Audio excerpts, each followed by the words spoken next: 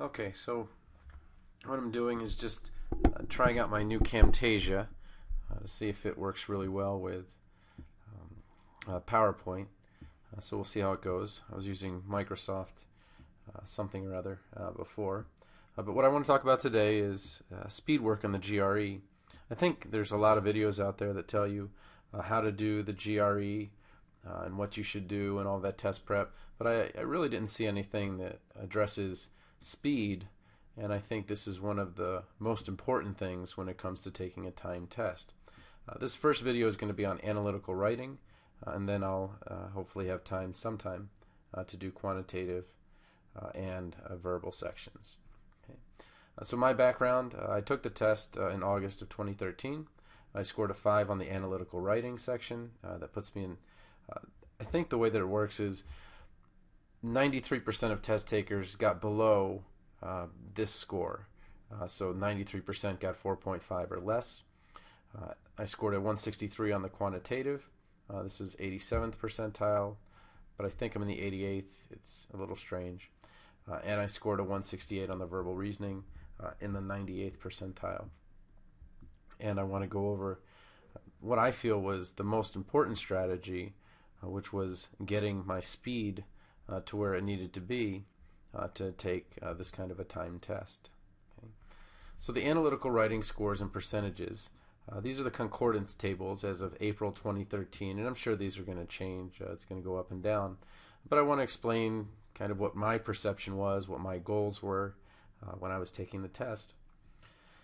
My goal wasn't to get a 6. There's a law in economics called the law of diminishing returns, and there's a certain point that you can get to, and then it takes a massive effort to get to that next point, and then even more massive effort to get to that next point. Those students that are getting 5.5s and 6s, these guys are really elite. And what I did was I took about 1 million people have taken it in the time period that we've had this new revised GRE. So I put how many people probably got this score.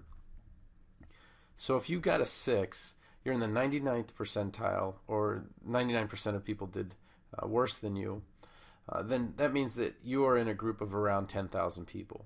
Okay? And you can see how when colleges are looking at your application, how you become a little bit less special as you kind of go down the line here. 5.5 means that about 30,000 out of those 1 million people got this score. Okay? And then a 5.0, 70,000, and this is where I fell in. And this was my goal. I wanted to be eligible for the PhD program, and the requirement was a certain verbal reasoning score with a 5 on the analytical writing. And that was an and, that wasn't an or. A lot of times you'll see, well, if you get this on analytical or verbal reasoning, then we'll give you admittance if you get this on analytical writing. But this was an and.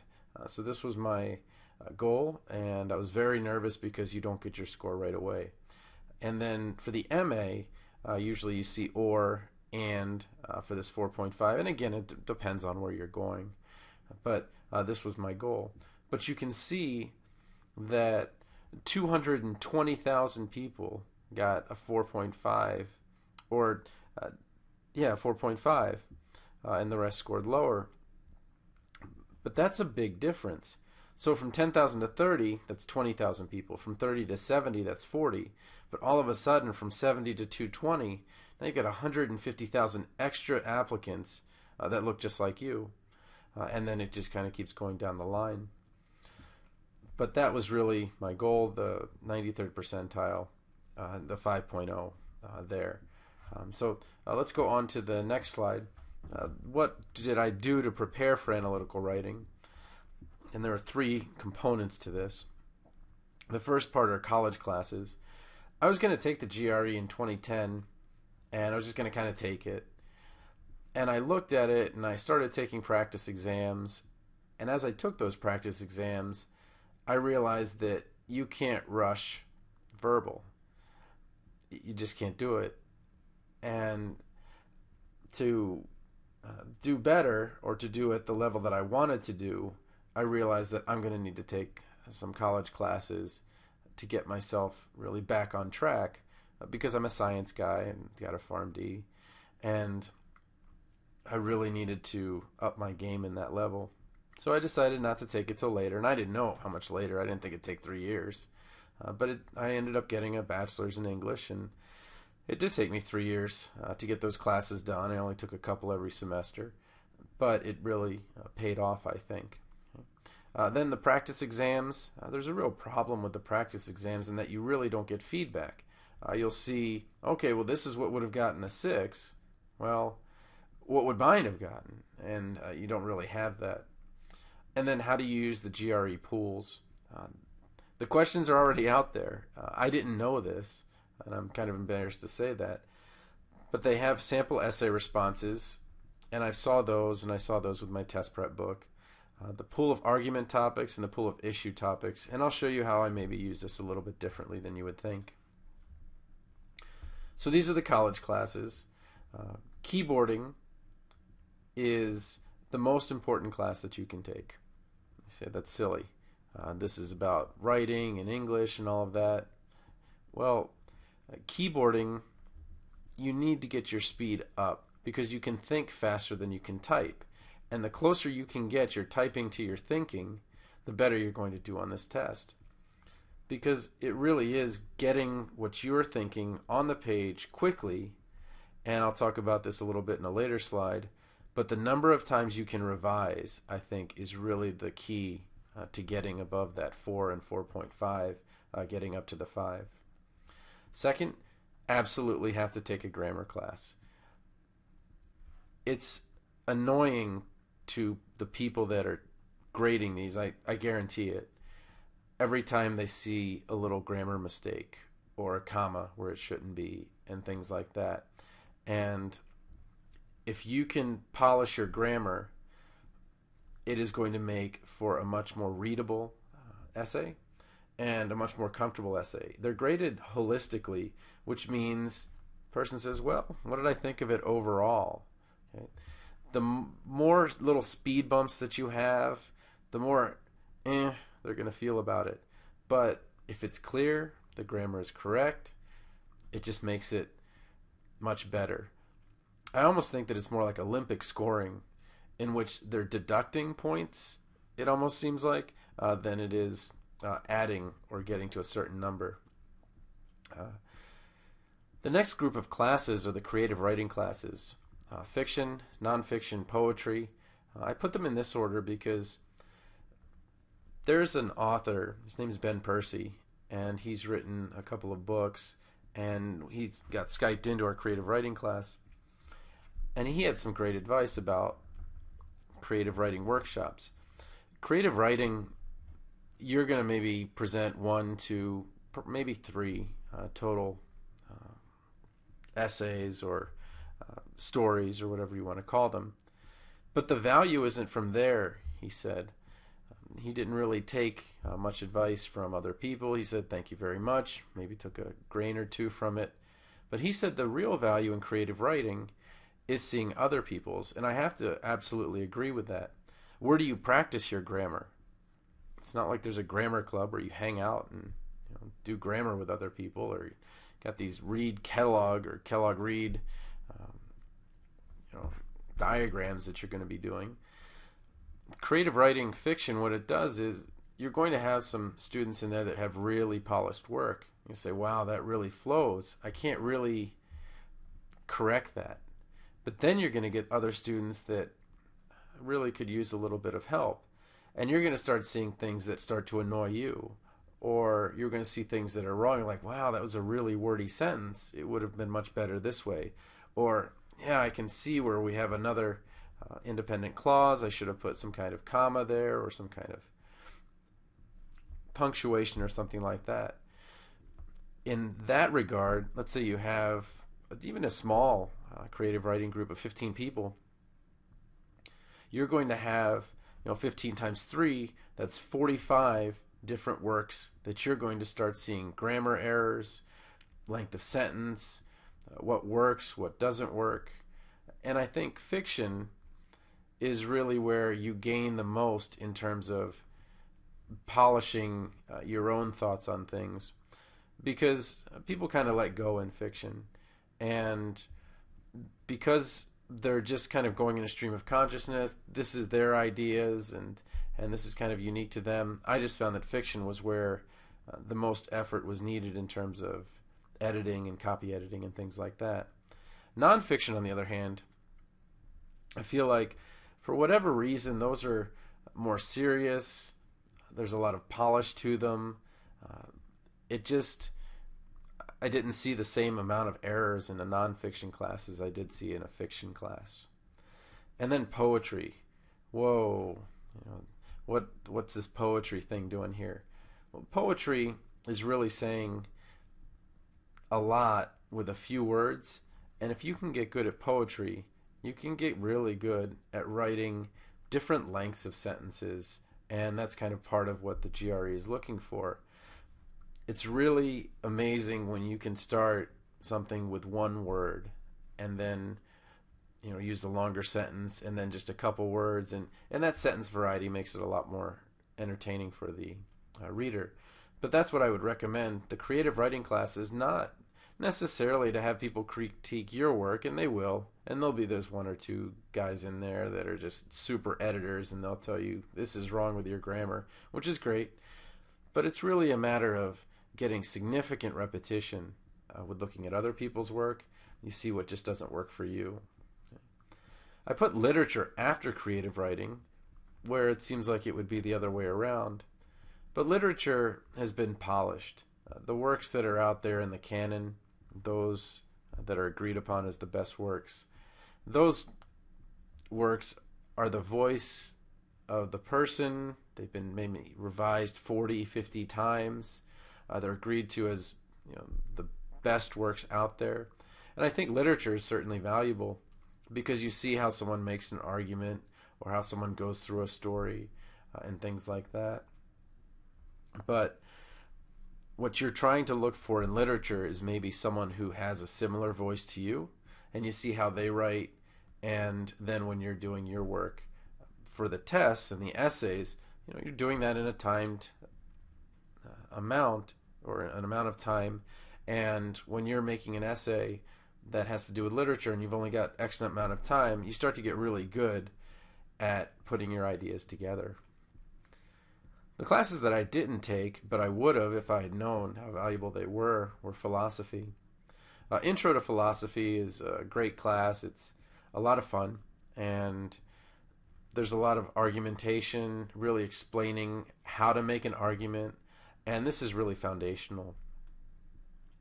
Logic will really help you, but it is a super hard class until you get it. It's kind of like physics. There's a point where you get it, but where is that in the semester? Is it the 12th week, the 13th week? I wouldn't recommend taking logic without having taken Intro to Philosophy. And then ethics, to give you a little more strength in making a good argument. But these are the college classes that I think are absolutely essential. And I know I see out there, well, get ready for the GRE in 30 days or 40 days. Honestly, I'd do it in 2 years. I wouldn't try to compress it. Language isn't learned that way. It takes time. And if you want to get really good to the point where you're better than 900,000 people that are taking this test, 900,000 people that are on their way to getting a degree, you really have to put in your time. And I think that taking these college classes will do it. The practice exams, there's a recommendation. You write some things out on scratch paper, then you type it. I didn't mess with scratch paper at all. Everything I did was on there. I think if you're starting to create your thoughts, why would you want to type the sentence again? You just don't have that kind of time. You've only got 30 minutes. And you think, wow, 30 minutes, that's a half hour, that's a long time.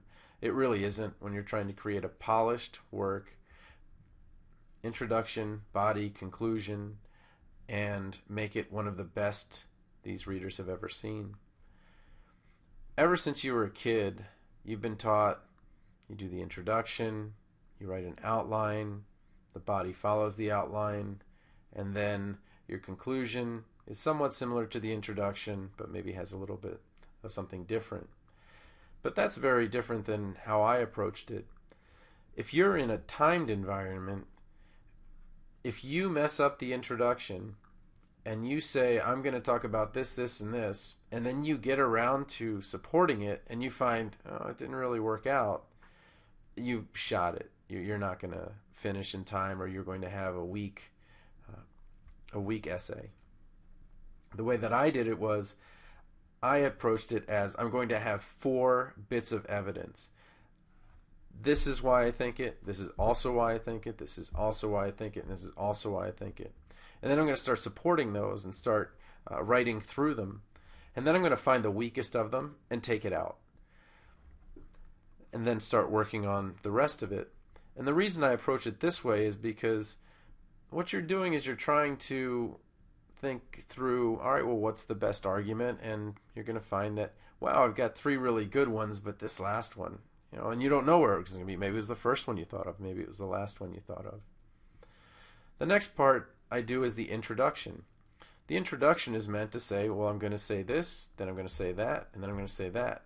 Well, how can you know what that is if you haven't written it? So for me, it was easier to write the body, 1 paragraph, 2 paragraph, 3 paragraph, then write the introduction, and it says exactly what I'm going to say because I've already written it. And then after having done this for some 15 minutes or so, I write my conclusion. And it took me about 15 minutes, 17 minutes, somewhere around there to get to this point. And the key is revision. And this is something I didn't know when I was in high school, which is why my grades in high school are eh. But if you can type very fast, if you can get out the body, introduction and conclusion, then you can start revising. And you can go through grammar checks, you can read it to yourself, you can look at things and say, that really doesn't support it very well. And by doing that revision, I think that's the reason that I got the score that I did. I think if I could have done a second revision, if I were that much faster, if I were that much more articulate, I think maybe I could have gotten another half a point.